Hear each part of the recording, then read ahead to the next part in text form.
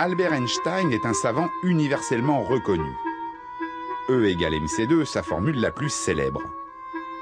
Mais qui peut dire ce qui se cache derrière cette fameuse équation?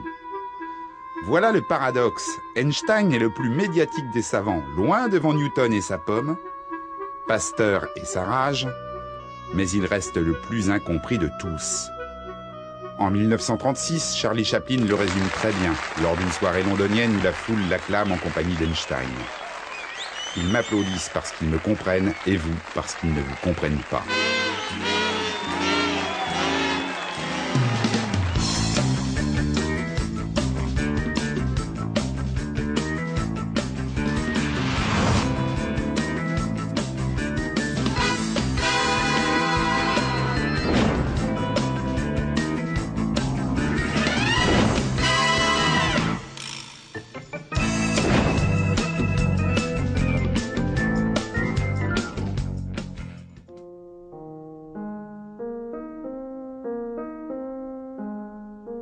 Albert Einstein est né le 14 mars 1879 en Allemagne, à Ulm.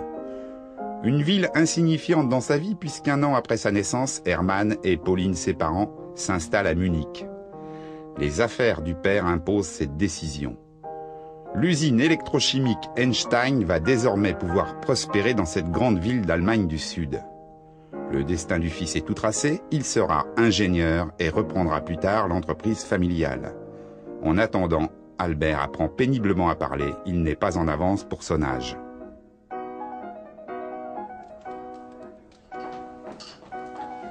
En 1885, Albert a 6 ans quand un événement se produit.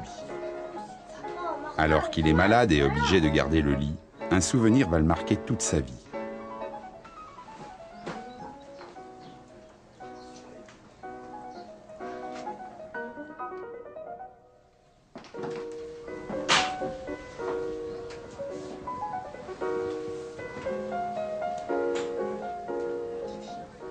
Hermann, attristé de voir son fils alité, lui offre une boussole pour le consoler. Pour l'enfant, l'objet est magique. Cette aiguille aimantée, toujours pointée dans la même direction, quelle que soit l'orientation de la boussole, l'impressionne. Un moment inoubliable, dira-t-il plus tard. Il devait y avoir quelque chose dans l'espace qui attire et fait tourner les corps. Cette impression très forte va le conduire toute sa vie à chercher l'ordre caché derrière l'apparence des phénomènes. La lumière, celle du soleil et des étoiles, est un phénomène derrière lequel il existe aussi quelque chose de profondément caché. Albert va le découvrir plus tard. Mais à cet instant, cette lumière est une onde. La physique du 19e siècle l'a prouvé. Une onde comme les rides que l'on observe à la surface de l'eau. Le son, comme la lumière, est aussi une onde. Un signal périodique qui se propage. Le son et la lumière se propagent dans l'air, comme chacun sait. Si nous faisons disparaître l'air pour créer le vide dans cette pièce, le son disparaît.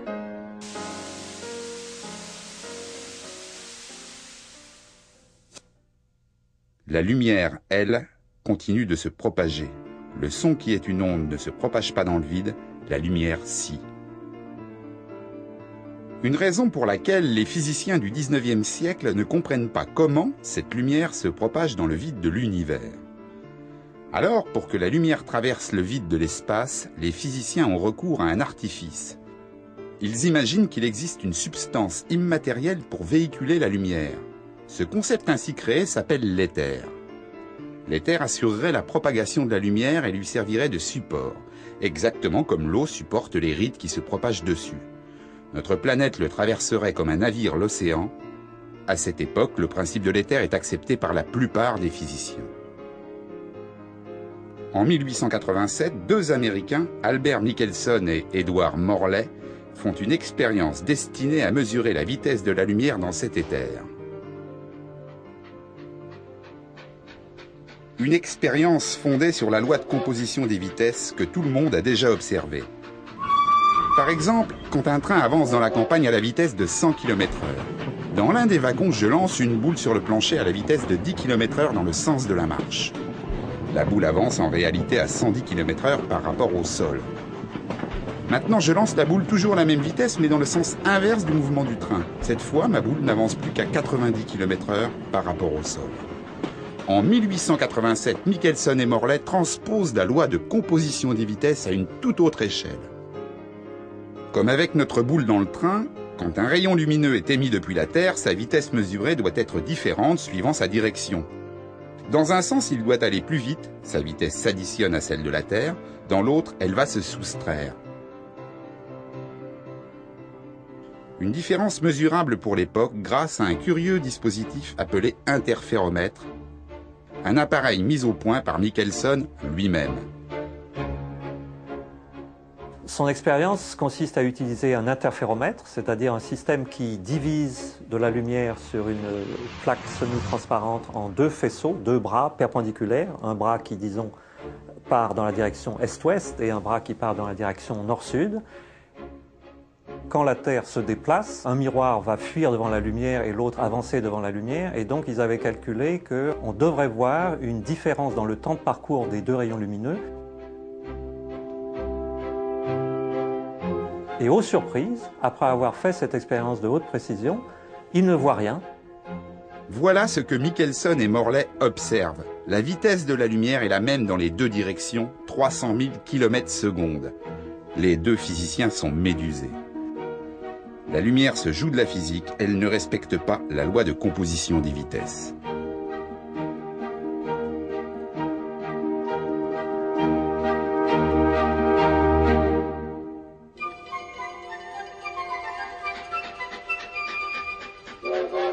Un train avance dans la montagne italienne. Depuis le départ de Munich, il s'est écoulé 9 heures. C'est un long voyage pour l'époque, mais Albert est un habitué. Il guette avec impatience l'arrivée prochaine du train en gare de Milan.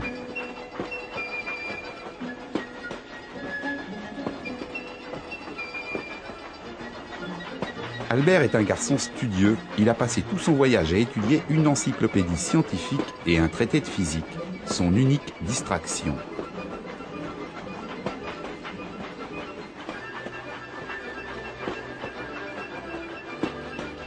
Qu'est-ce que ce garçon de 15 ans fait seul dans le rapide Munich-Milan? À 15 ans, Einstein est un adolescent assez original.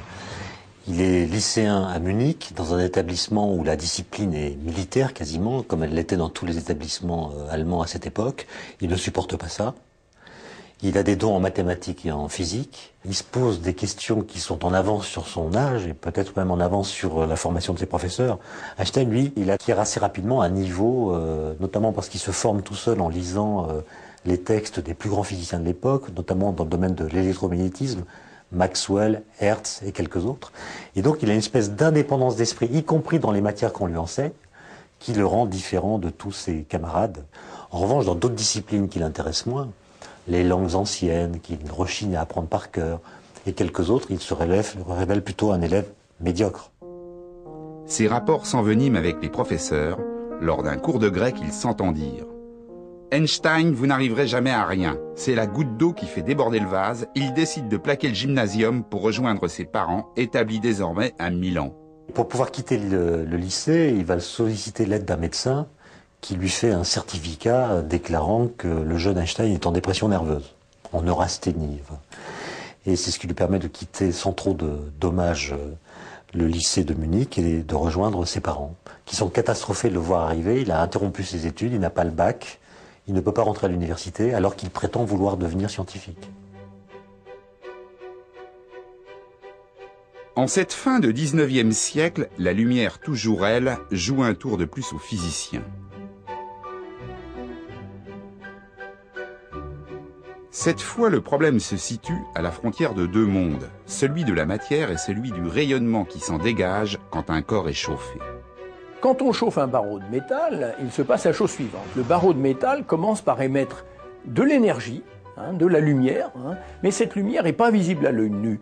Elle est ce qu'on appelle dans l'infrarouge. Et puis quand on chauffe progressivement à plus haute température, on commence à voir du rouge, un rouge profond, puis un rouge plus brillant. Ça tourne ensuite au jaune, et puis après ça devient au-delà du rayonnement qu'on peut voir à l'œil nu, ça s'appelle le rayonnement ultraviolet. Les physiciens de cette époque n'arrivaient pas à mettre en équation ce simple phénomène de changement de couleur de la lumière émise par un corps qui est chauffé à haute température.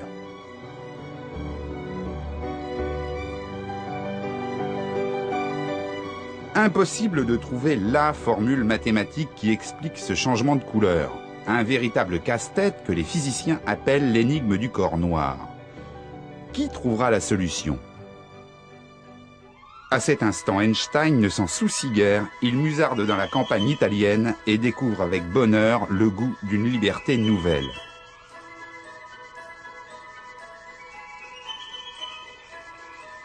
Albert a retrouvé sa famille à laquelle il vient d'annoncer sa décision de devenir professeur et d'abandonner ses études en Allemagne. Hermann, son père, et sa mère Pauline sont consternés. Les mauvaises nouvelles s'enchaînent, les affaires du père qui dirige désormais une fabrique d'appareils électriques en Italie périclitent.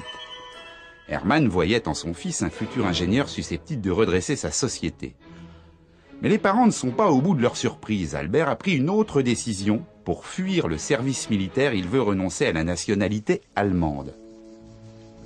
L'adolescent est ailleurs dans sa tête. Il sait déjà accaparer les mystères de la physique de l'époque et ses réflexions le transportent encore plus loin.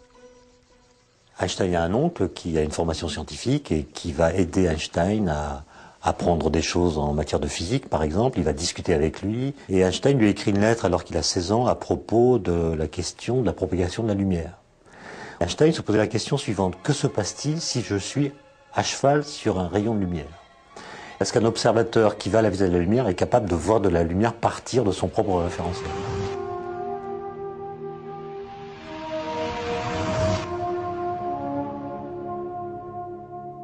Quand Einstein retrouve ses parents, il n'a donc pas son bac. Il a montré son allergie au système des lycées allemands, ce qui ne veut pas dire qu'il a renoncé à devenir scientifique. Et donc, il va pouvoir se présenter à une école à Zurich qui s'appelle le Polytechnicum, dans laquelle on peut déposer une candidature sans avoir son bac préalablement. Et Einstein se présente une première fois, il est recalé parce qu'il est trop jeune, il n'a pas tout à fait le niveau, mais les examinateurs voient qu'il s'agit de quelqu'un d'exceptionnel et l'incitent à se représenter l'année suivante. Et là, il va passer une année dans un lycée à Aarau pour se former et pouvoir se présenter une deuxième fois avec succès au Polytechnicum. L'entrée du Poly ouvre à Albert les portes du monde scientifique, ce monde triomphant qui a constitué la physique tout au long du XIXe siècle. À cette époque, Lord Kelvin, l'inventeur des degrés, va jusqu'à déclarer à un parterre de scientifiques « La physique est définitivement constituée avec ses concepts fondamentaux. Il y a bien deux nuages noirs, celui du résultat négatif de l'expérience de Michelson et Morley et l'énigme du corps noir. Ils seront rapidement résolus. »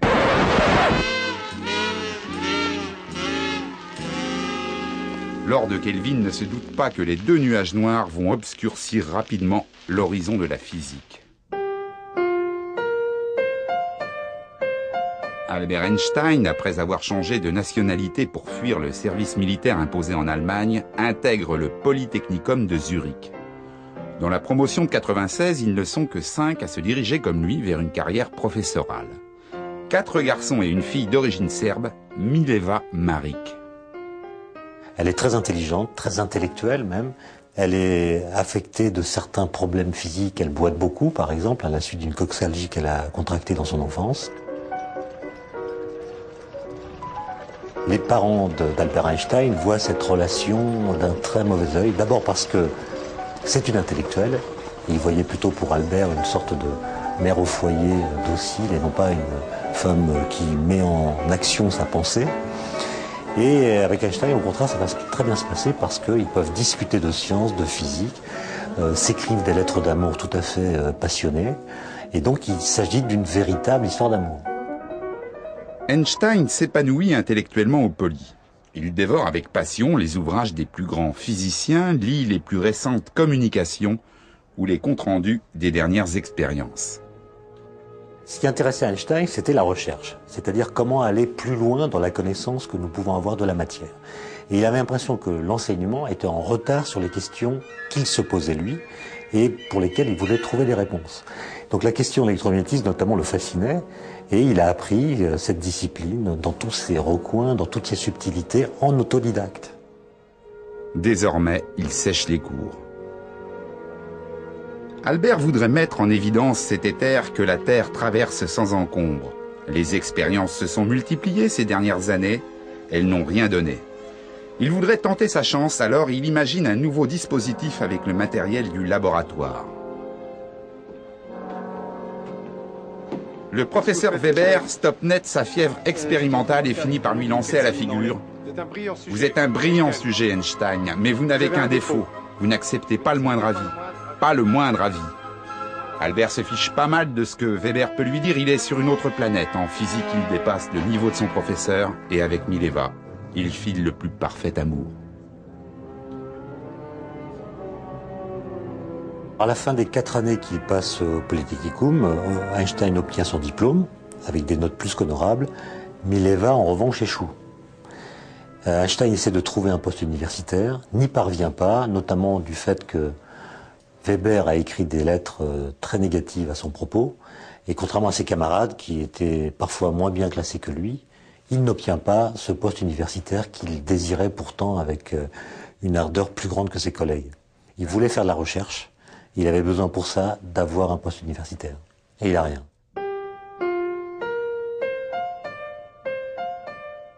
Le 14 décembre 1900, Max Planck, grand physicien allemand, apporte la solution à l'énigme du corps noir.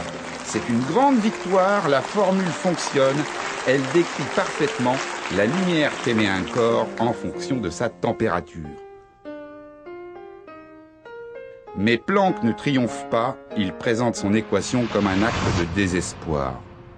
La formule semble contredire la nature même de la lumière. De là à conclure que la lumière ne se comporte plus comme une onde, il n'y aurait qu'un pas pour Planck. Mais Planck ne le franchit pas, il n'y voit qu'une bizarrerie mathématique.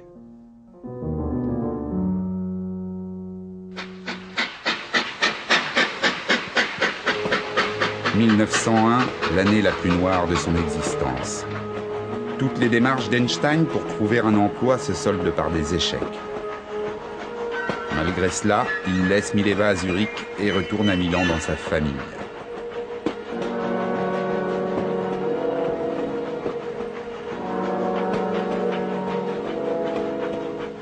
Il a l'intention d'annoncer à ses parents son mariage prochain avec Mileva.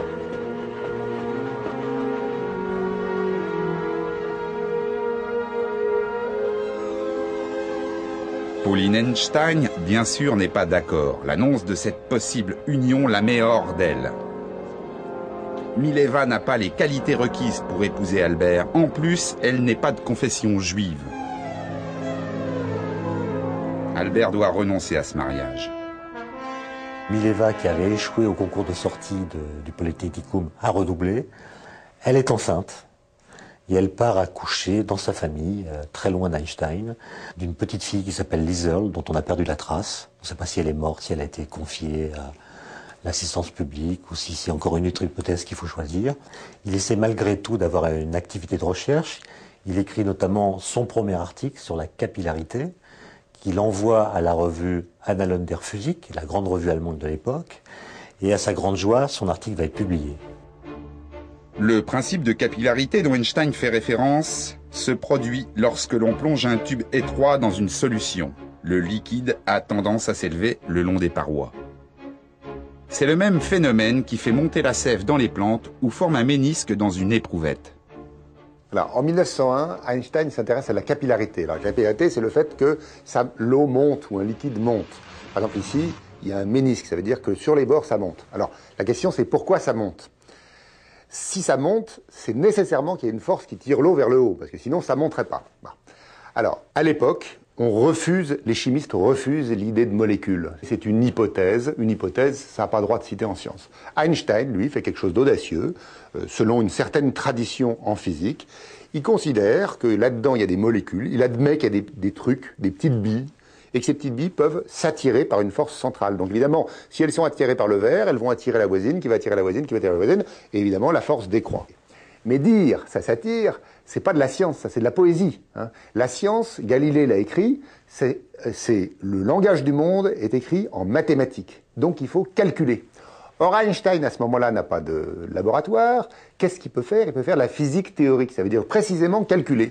Einstein arrive à trouver une forme, qui est la forme de ce ménisque. Donc il arrive à trouver une loi de la capillarité. Et c'est ça son premier article. Cette parution n'offre malheureusement pas plus de travail à Albert. Il est toujours au chômage. Le 11 décembre, il lit dans un journal suisse une petite annonce dans laquelle un poste au Bureau fédéral de la propriété intellectuelle à Berne est déclaré vacant pour un poste d'expert de 2e classe. Alors Einstein obtient un entretien après avoir écrit une lettre dans laquelle il manifeste sa candidature. Et au bout d'un entretien de quelques heures, il est accepté comme expert de 3e classe par le directeur. Et il commencera son travail quelques mois plus tard, au mois de juin 1902.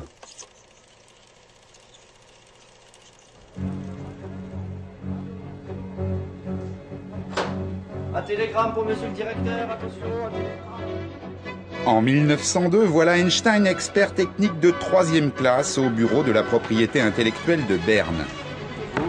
Cet emploi apporte à Albert un temps libre pour ses précieuses recherches. Il organise sa nouvelle vie, sciences appliquées aux heures de bureau, sciences fondamentales le reste du temps. Einstein s'épanouit intellectuellement au Bureau fédéral de la propriété intellectuelle. Il a de bonnes relations avec ses collègues, de bonnes relations avec son directeur. Et ses compétences en électromagnétisme font merveille.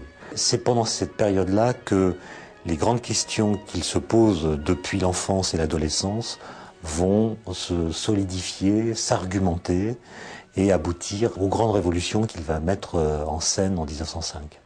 Il dira plus tard que ça a été une aubaine pour lui que de pouvoir travailler dans ce Bureau fédéral de la propriété intellectuelle. À la fin de l'année, son père meurt. Désormais chef de famille, il prend un appartement sous les combles et invite Mileva à le rejoindre.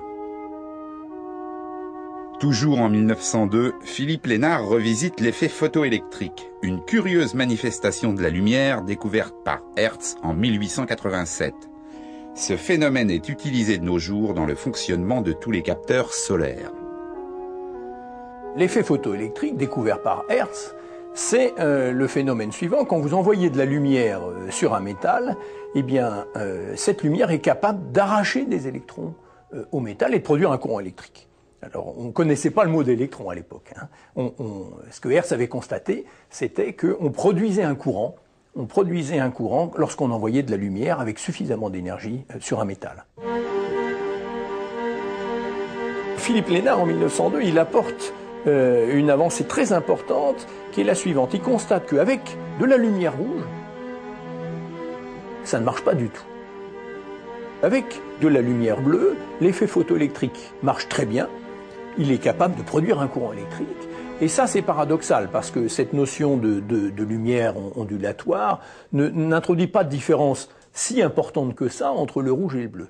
Et pourtant, quelle que soit la quantité de lumière rouge envoyée sur le métal, même s'il emploie, si vous voulez, une lampe rouge ou infrarouge beaucoup plus puissante que la lampe bleue, eh bien, elle n'est pas capable de produire de courant électrique, c'est-à-dire d'arracher d'électrons du métal. Ça, c'est très paradoxal. En ce début de siècle, la lumière devient de plus en plus paradoxale. Définie comme une onde par Maxwell en 1840, elle ne semble plus en avoir les critères. Une nouvelle définition de cette lumière s'impose. Mais qui dans la communauté scientifique aura le courage de tout remettre en question? Personne. C'est l'impasse. Einstein saisit cette chance unique.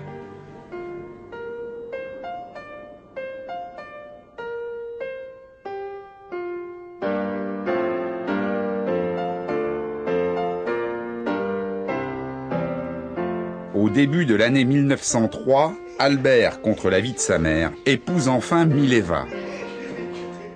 Un mariage entre deux témoins d'une grande simplicité.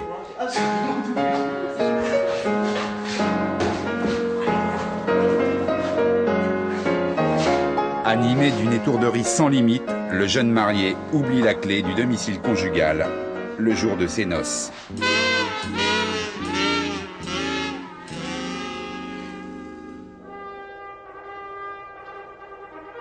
Einstein peut enfin recevoir des amis à la maison, une occasion de refaire sans fin le monde de la physique. Fidèle entre les fidèles, Marcel Grossman, un ancien du Poly. C'est un remarquable mathématicien, une aubaine pour Albert qui n'est pas le meilleur dans ce domaine.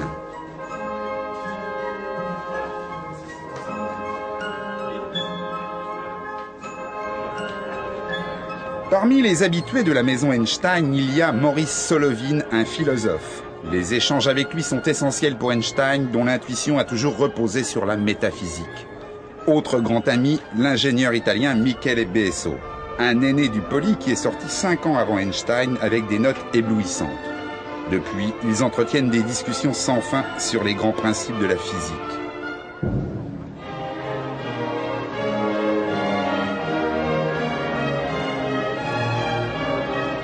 Une physique qui ne fait plus la joie de Mileva depuis qu'elle a raté son diplôme de fin d'études au Poli. C'est maintenant une femme au foyer dont les pensées sont ailleurs. Elle attend pour bientôt un heureux événement. Dernier ami de ce petit cercle, Konrad Habicht, un ancien du collège de Munich. Habicht prépare à Berne son professorat de mathématiques. J'ai jamais vu ça dans Berne, jamais vu ça. C'est grâce à eux qu'Albert peut tester et confronter ses idées. Il a en face de lui des interlocuteurs de qualité. Comme à son habitude, il reçoit tout le monde en pantoufles.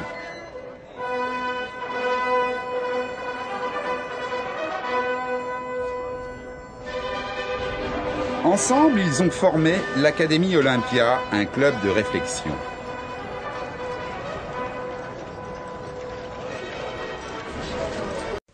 Autrement dit, Einstein va utiliser Besso comme un tennisman utilise un mur qui renvoie les balles. Il va éprouver sur lui tous les arguments, toutes les idées qui lui viennent à propos des questions qui le préoccupent à l'époque.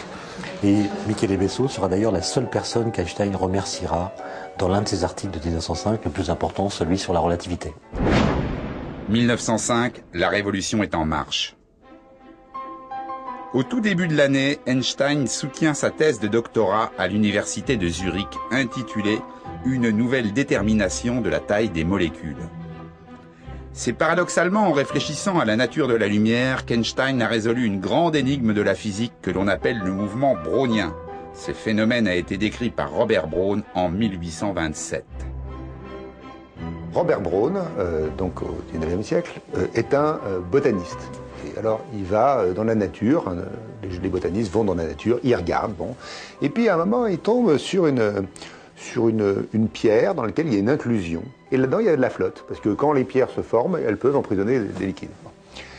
Et dans cette inclusion, il y a des grains de pollen. Là, jusqu'à présent, c'est pas très extraordinaire.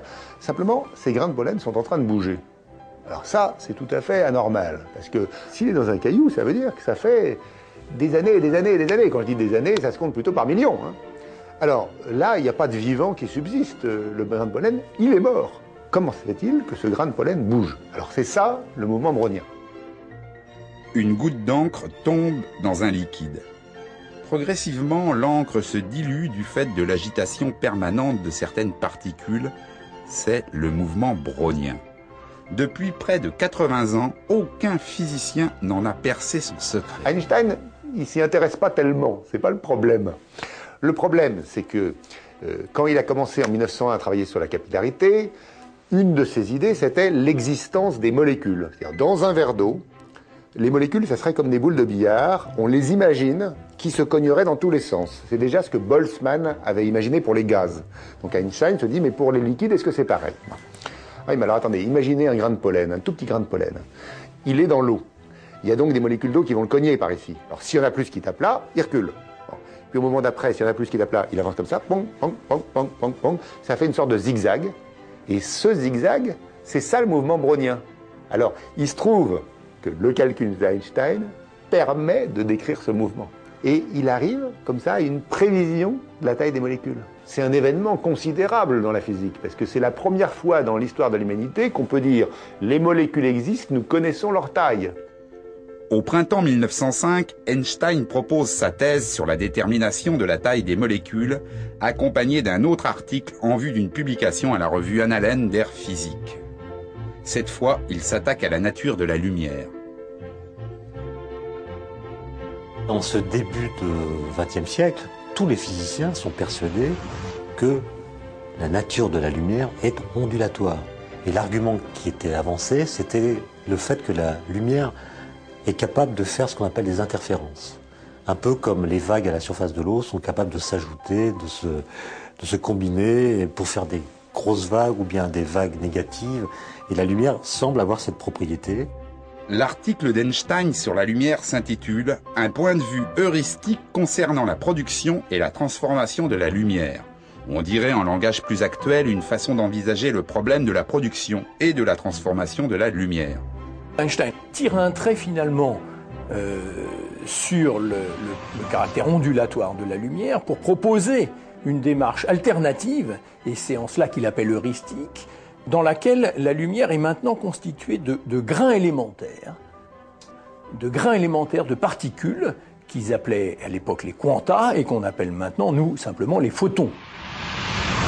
La démarche d'Einstein est vraiment révolutionnaire en ce sens qu'il introduit un concept qui est totalement différent. Il y a une énorme différence entre une onde bien régulière et puis un faisceau lumineux constitué de particules élémentaires, ces grains élémentaires, ces photons ou quanta à l'époque. D'après Einstein, la théorie qu'il propose aux annales est susceptible d'être vérifiée par l'effet photoélectrique.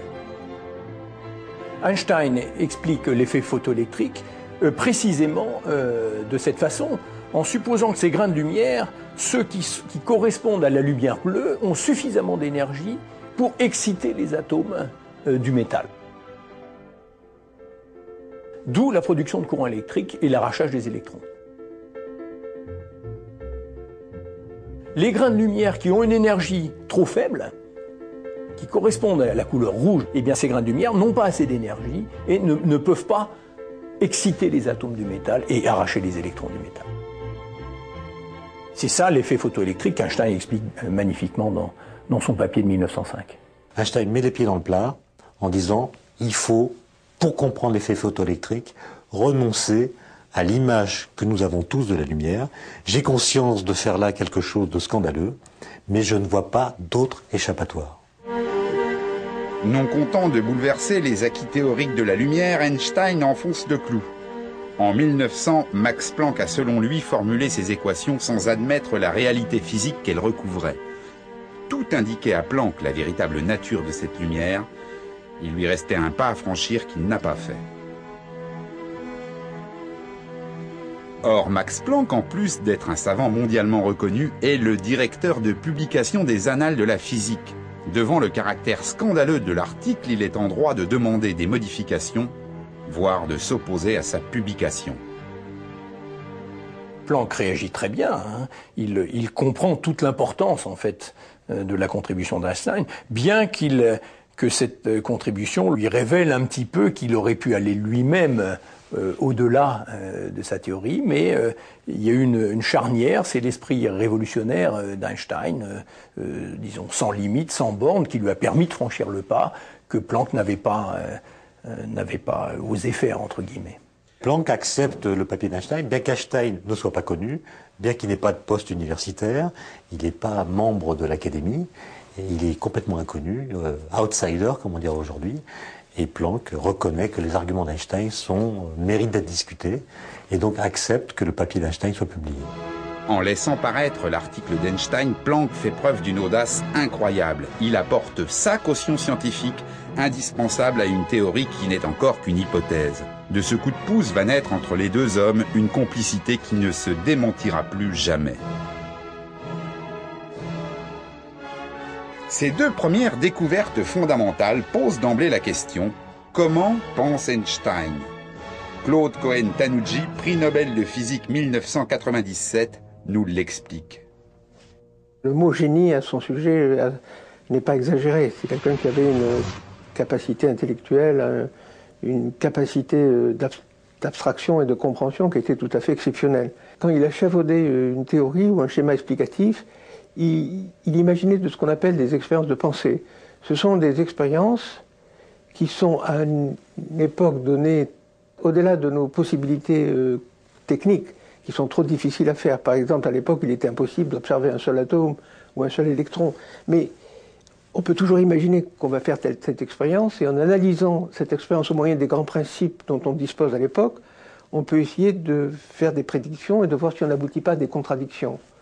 Et ce schéma des expériences de pensée est extrêmement utile parce qu'il permet de tester la solidité d'une explication théorique. Il essaye de voir si cette explication théorique qu'on essaye de proposer n'aboutit pas à des contradictions. Et si elle aboutit à des contradictions, bien sûr, il faut l'éliminer.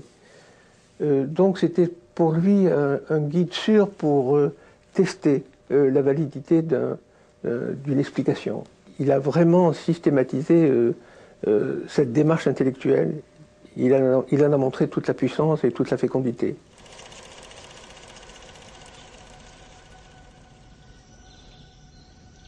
Mai 1905, Einstein écrit à son ami Konrad Habicht. La lettre commence comme cela. « Que faites-vous donc, espèce de baleine congelée? Morceau d'âme fumée, séchée et mise en conserve ou je ne sais quoi d'autre encore? Pourquoi ne m'avez-vous pas fait parvenir votre thèse? Je vous promets en échange 4 de mes travaux. Le premier traite de la nature de la lumière, il est très révolutionnaire. Le second de l'explication du mouvement brownien, le troisième parle de la taille et de l'existence des atomes. Enfin, le quatrième est disponible sous forme de brouillon. Il traite d'une électrodynamique des corps en mouvement, établie à l'aide d'une modification de la théorie de l'espace et du temps. » Einstein est quelqu'un qui a de l'humour, notamment quand il s'adresse à ses collègues de l'Académie Olympia. Donc il écrit une lettre à Habicht pleine d'humour, où il utilise des termes assez étranges pour qualifier son camarade. Et il lui annonce qu'il est en train d'écrire des articles révolutionnaires, il le dit lui-même, il a conscience que des choses importantes vont se passer. Il va formuler une nouvelle théorie de l'espace et du temps. Cette nouvelle théorie paraît en juin 1905. C'est l'article le plus important des 4. On a coutume de l'appeler la théorie de la relativité restreinte. À l'heure actuelle, certains détracteurs d'Einstein attribuent la paternité de cette théorie au mathématicien français Henri Poincaré. Poincaré a publié en 1902 un livre très important qui s'appelle « La science et l'hypothèse », dans lequel il explique que la notion de simultanéité est évidente quand elle se produit en un même point de l'espace. Il s'agit alors d'une concomitance. En revanche, dès qu'on s'intéresse à des événements qui ont lieu en des points différents de l'espace, donc à une certaine distance l'un de l'autre, la notion de simultanéité ne va pas de soi. Et ça, c'est un texte qui a été très largement étudié par Einstein et ses amis de l'Académie Olympia.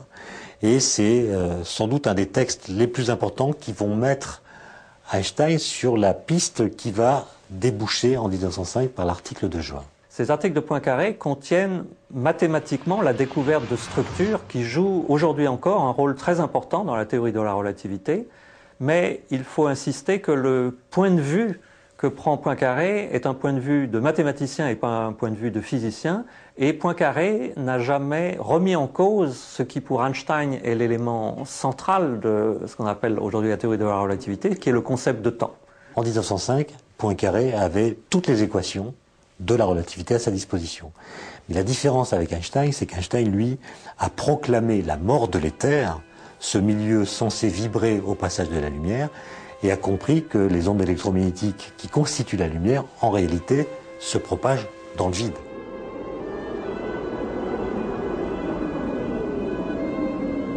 Donc Einstein est le seul à avoir compris que la relativité restreinte, c'est une nouvelle théorie de l'espace et du temps.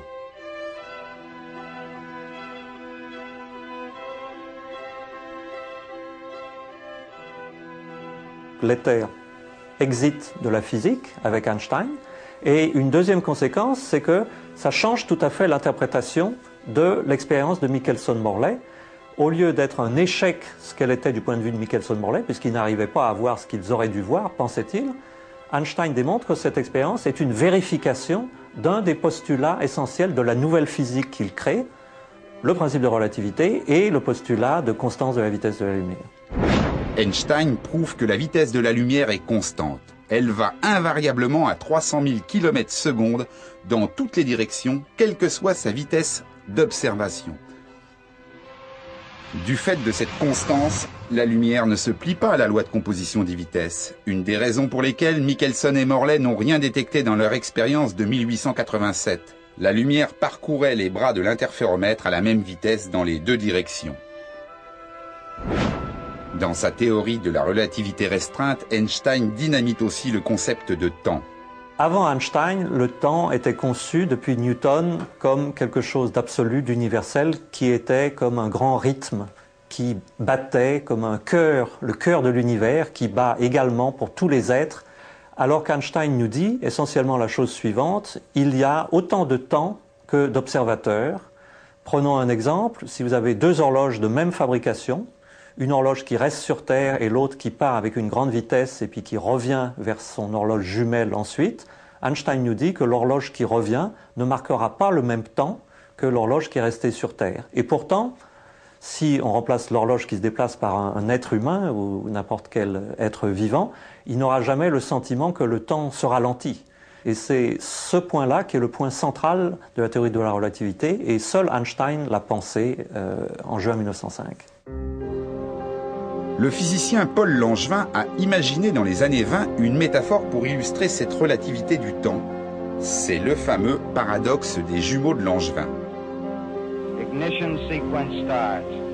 6, 5, 4, 3, Deux frères jumeaux, l'un part voyager dans l'espace, mais à une vitesse immense, presque celle de la lumière. L'autre reste sur Terre. Le temps passe, c'est un long voyage. Un très long voyage. Un beau jour, son frère revient et, ô surprise, il est plus jeune que lui. À cause du voyage passé à une immense vitesse, le temps propre de celui qui est parti s'est écoulé plus lentement que celui qui est sur Terre. Cette perspective relativiste qui se produit à une grande vitesse est déconcertante, elle fait partie désormais de notre quotidien. Quand Einstein a fait cette prédiction, il n'existait pas de technologie suffisamment précise pour vérifier cet effet, qui est très petit. La technologie moderne rend cet effet très visible, et par exemple, tous les jours, dans le système de positionnement par satellite appelé Global Positioning System, on est obligé de corriger la fréquence des horloges qui sont à 20 000 km au-dessus de nos têtes par rapport à la fréquence d'une horloge sœur sur Terre. Et sans cette correction, ce système ne permettrait pas de se localiser sur Terre. Au bout d'une minute et demie, en fait, on aurait une dérive qui est plus grande que la tolérance du système. En 1905, Einstein a rédigé ses 4 articles en l'espace de 6 mois. Au mois d'août, il écrit de nouveau à son camarade Konrad Habicht.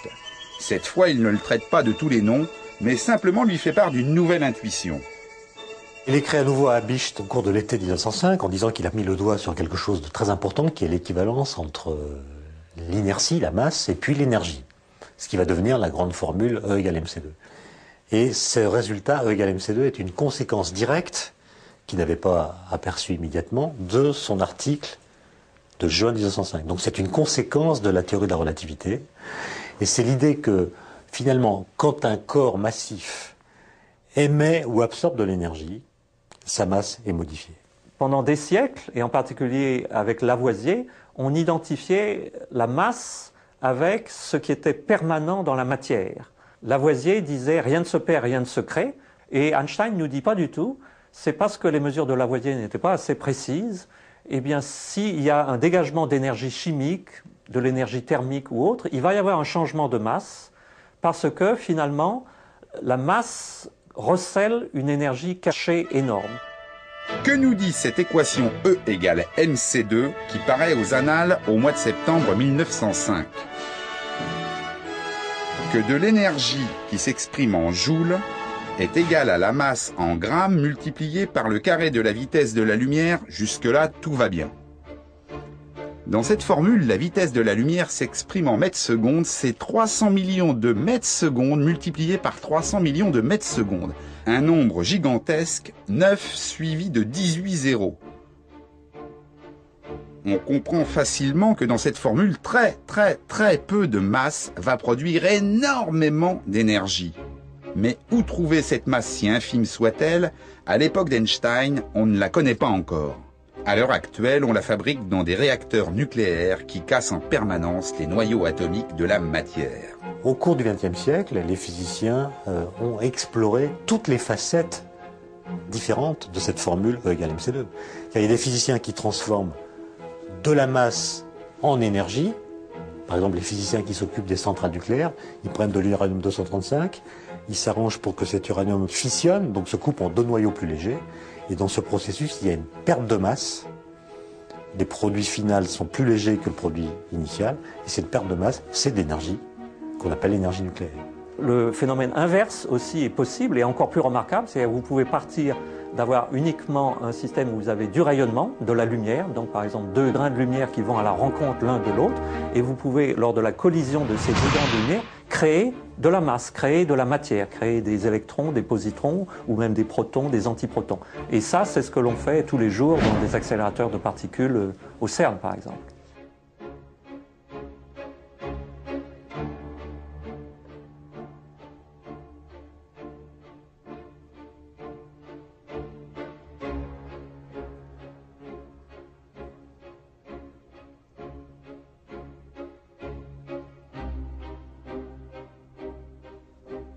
Le Soleil est la manifestation la plus remarquable de l'équation E égale mc2. Le fait que le Soleil envoie à l'extérieur sans arrêt de l'énergie, sous forme d'énergie lumineuse et de chaleur, qu'il fait ça depuis 5 milliards d'années et que probablement il va encore émettre de l'énergie au même taux à peu près pendant encore 5 milliards d'années, repose en fait sur cette relation E égale mc2. Toute cette énergie lumineuse, elle vient en fait d'une perte de masse au centre du Soleil. Donc la brillance du Soleil est une preuve journalière de la validité de la relation d'Einstein E égale mc2. On pourrait penser qu'après toutes ces découvertes surprenantes, la gloire est au rendez-vous. Il n'en est rien. Les physiciens sont déroutés par les trouvailles de cet inconnu malgré le soutien sans faille de Planck aux nouvelles théories d'Einstein. La communauté scientifique va mettre 4 années pour en comprendre le sens. 4 années de plus pour le jeune Albert au bureau de la propriété intellectuelle de Berne. Son directeur Friedrich Haller se soucie comme d'une guigne des photons de la lumière, de la relativité restreinte et autres mouvements browniens. Il ne reconnaît en Einstein que ses seules qualités professionnelles. Le voici nommé expert de 2e classe au bureau des brevets avec augmentation de salaire.